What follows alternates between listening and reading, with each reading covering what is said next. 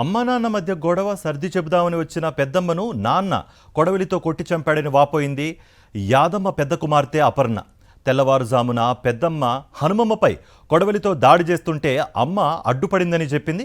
దీంతో అమ్మపై కూడా దాడి చేసి ఇద్దరిని హత్య చేశాడని, అందరూ చనిపోయాక మీరేం చేస్తారంటూ తమపై కూడా దాడి చేశాడని తెలిపింది. మొదట చెల్లెలపై దాడి చేశాడని, తనపై దాడి చేస్తున్నప్పుడు గడియ తీసుకుని పారిపోయానని చెబుతున్న యాదయ్య పెద్ద కుమార్తె అపర్ణతో మా ప్రతినిధి విక్రమ్ ఫేస్ టు ఫేస్.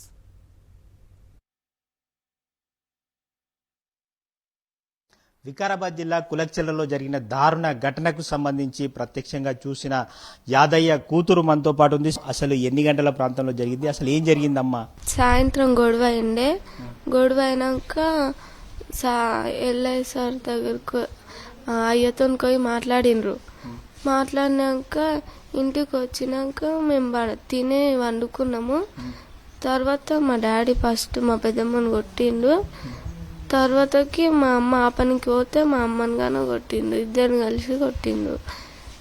తర్వాతకి ఇక మేము మీరు ఏం చేస్తారు ఉండి అంటని చెప్పి ఎవరు చూసుకుంటారు మిమ్మల్ని అని నన్ను మా చెల్లెల్ని గాను కొట్టిండు. మా చెల్లెలు బాగా కొట్టిండు. ఇక మా చెల్లెలు చనిపోయింది. నన్ను కొడుతుంటే నేను చిలుకు తీసి ఉరికిన. బయటికి పోయి ప్రభాంకులతో పోయి పిలిపించుకొని తోలుకొని వచ్చిన. అంతవరకు మా డాడీ ఊరేసుకొని చనిపోయాడు. అంటే మీ అమ్మ మీ నాన్నకు ఎంత గొడవలు ఉన్నాయా? ఎందుకోసం గొడవలు? గొడవలు ఉన్నాయి.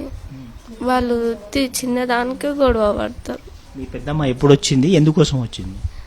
మా డాడీ మా అమ్మని తిట్టిండంట. మా అమ్మ మా డాడీకి చెప్పకుండా అయ్యలతో పోయింది. అయ్య ఫోన్ చేసిండు, పిలిపించిండు. నేను మా డాడీ పోయినాక అయ్యా మంచిగా ఉండుండి అది ఇది అని చెప్పి పంపించిండు. మేము తినేసి వండుకున్నాం. ఇక మా పెద్దమ్మ గొడవ అయిందని వచ్చింది. మీ మీద ఎక్కడెక్కడ దాడి చేశాడు? చేతికి, నెత్తికి, భుజం పైన. అంటే ఏది గొడవలి ముందే రెడీ చేసుకుండా ఎట్లా?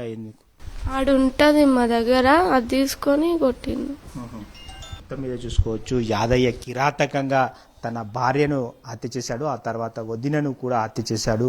ఆ తర్వాత మానవత్వం లేకుండా సొంత కూతురి మీద కూడా పూర్తిగా దాడి చేసి హత్య చేయడం జరిగింది. మరో కూతురు తప్పించుకుంది, త్రుటిలో ప్రాణాపాయం నుంచి తప్పించుకుంది, గాయాలయ్యాయి. ఇంట్లో ఉన్న కొడవలితో గొంతు కోసి పూర్తిగా హత్య చేశారు. ఇల్లంతా కూడా పూర్తిగా రక్తపు మడుగులో ఉన్న పరిస్థితి ఉంది. వీడియో జర్నలిస్ట్ నారాయణ రెడ్డితో విక్రమ్, సాక్షి టీవీ, పరిగి నుంచి. ఉమ్మడి వరంగల్ జిల్లాలో పెరిగిపోతున్న గన్ కల్చర్ ప్రస్తుతం చర్చనీయాంశంగా మారుతోంది. హనుమకొండ జిల్లా మందారిపేట సమీపంలో లారీ డ్రైవర్పై ఓ ముఠా దాడి చేసింది. లారీ డ్రైవర్ను గన్తో బెదిరించి డబ్బులు లాక్కున్నారు దుండగులు.